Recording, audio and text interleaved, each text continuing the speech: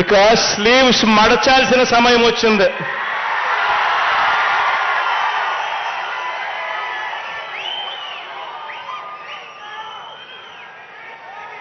అబద్ధాల యోధుల్ని మట్టి కల్పించాల్సిన సమయం వచ్చింది.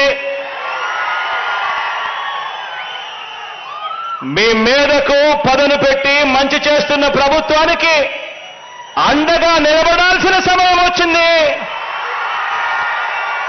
ఈ రోజు మీకు నేను ప్రజల తరపు నుంచి చెప్తున్నాను, అయ్యా నువ్వు మాకు నోటీసులు ఇచ్చావేమో కానీ ఈ ప్రజలు మీకు ఎప్పుడో నోటీసులు ఇచ్చారు.